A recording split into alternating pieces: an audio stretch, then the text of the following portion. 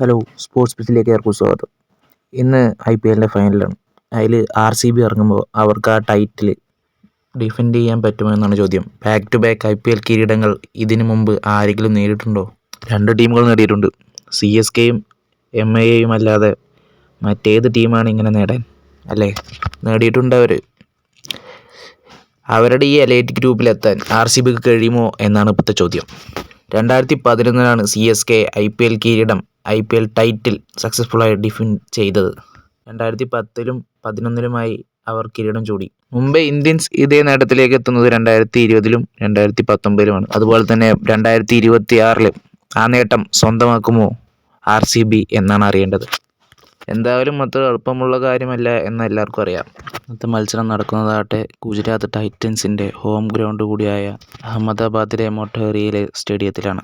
അപ്പോൾ ഇതിന് മറ്റു തരത്തിലുള്ള മാനങ്ങൾ കൊടുക്കുന്നുണ്ട്. കിങ് വേഴ്സസ് പ്രിൻസ് പോരാട്ടം എന്നൊക്കെ പലരും ഇതിനെ വിശേഷിപ്പിക്കുന്നുണ്ട്. വിരാട് കോഹ്ലി GTക്കെതിരെയുള്ള പ്രകടനം എങ്ങനെയുണ്ടെന്ന് നോക്കാം. 9 കളികൾ. GT ഉണ്ടായിട്ട് അധിക കാലമൊന്നും ഉണ്ടായിട്ടില്ലല്ലോ. അപ്പോൾ 9 കളികളേ ഉള്ളൂ. 9 കളികളിൽ 503 റൺസ് GTക്കെതിരെ കിങ് കോഹ്ലി അടിച്ചിട്ടുണ്ട്. 71.85 അദ്ദേഹത്തിൻ്റെ ആവറേജ്.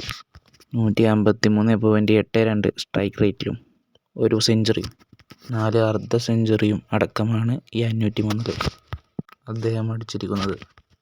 അപ്പോൾ പ്രിൻസ് എന്ന് വിളിക്കുന്ന ശുഭ്മൻ ഗില്ല് അദ്ദേഹം RCBക്ക് എതിരെ എങ്ങനെ പെർഫോം ചെയ്തു എന്നത് നമുക്ക് നോക്കാം. അദ്ദേഹം GTക്ക് മുമ്പ് കുറേ ടീമിലുണ്ടായിരുന്നു. KKRലൊക്കെ കളിച്ചിട്ടുള്ള ആളാണ്. അദ്ദേഹം 17 കളികളാണ് RCBക്കെതിരെ കളിച്ചത്. അതിൽ 395 റൺസേ അടിച്ചിട്ടുള്ളൂ. കോഹ്ലിയേക്കാൾ കമ്മിയാണ്. കോഹ്ലിയുടെ 503+ സ്കോറാണ് കോഹ്ലിക്ക്. മാത്രമല്ല ആവറേജിലും കുറവുണ്ട്. കോഹ്ലിയുടെ ആവറേജ് 71.85 ആണെങ്കിൽ ശുഭ്മൻ ഗില്ലിൻ്റെ ഇതിൽ നോക്കുകയാണെങ്കിൽ RCBക്കെതിരെ അദ്ദേഹം ആവറേജ് 28.21. സ്ട്രൈക്കിംഗ് റേറ്റിങ്ങിൽ നോക്കുകയാണെങ്കിൽ അതിലും കുറവാണ്. കോഹ്ലി 153.82 ആണെങ്കിൽ ശുഭ്മൻ ഗില്ല് 140.56. അപ്പോൾ ഇതാണ് ശുഭ്മൻ ഗില്ലിൻ്റെ RCBക്കെതിരെയുള്ള കളി നോക്കുകയാണെങ്കിൽ. അപ്പോൾ ഇതിൽ ഏറ്റവും കൂടുതൽ എഡ്ജ് RCBക്കാണ്. ഇനി 2022-ലാണ് GT വന്നത്. അവിടെ മുതലുള്ള കണക്ക് നോക്കുകയാണെങ്കിൽ എങ്ങനെയെന്ന് വെച്ചാൽ രണ്ട് ടീമുകളുടെയും നോക്കാം. GT 76 മത്സരങ്ങളാണ് കളിച്ചത്. അതിൽ 47 വിജയങ്ങൾ. RCB ആ കാലയളവിൽ 76 കളികൾ 44 വിജയങ്ങൾ. GTക്ക് 29 പരാജയങ്ങൾ, RCBക്ക് 31 പരാജയങ്ങൾ.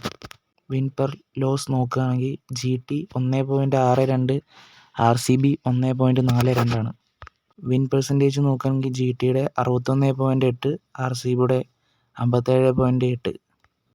നമ്മൾ ഈ കണക്കുകൾക്കപ്പുറം ഇന്ന് കളിക്കളത്തിൽ എന്താണ് സംഭവിക്കുക എന്നാണ് പ്രധാനപ്പെട്ട ചോദ്യം. RCBയെ സംബന്ധിച്ചിടത്തോളം ടീം ഡേവിഡിൻ്റെ ഫോം ഇപ്പോൾ ഒന്ന് മങ്ങിയിട്ടുണ്ട്. ടീം ഡേവിഡിൻ്റെ 5 കളിയിലെ 3 ഇന്നിംഗ്സുകൾ അവസാനിക്കുന്നത് സിംഗിൾ ഡിജിറ്റ് സ്കോറിലാണ്. സ്ട്രൈക്ക് റേറ്റ് 100 ആയിരുന്നു. പക്ഷെ നമുക്കറിയാം അദ്ദേഹം 1-2 സിക്സ് അടിച്ചാൽ ബാക്കിയൊക്കെ താനെ വരുമെന്ന്. അദ്ദേഹത്തിൻ്റെ മികവ് ആവശ്യം വന്നാൽ അവർക്ക് ഉപയോഗപ്പെടുത്തണം. മറുഭാഗത്ത് നോക്കുകയാണെങ്കിൽ GTയുടെ ജെയ്സൺ ഹോൾഡറിൻ്റെ ആ ബൗളിംഗ് ഉണ്ടല്ലോ, ബൗളിംഗ് വല്ലാത്തൊരു അഡീഷനായിരുന്നു GTയുടെ സ്ക്വാഡിലേക്ക്.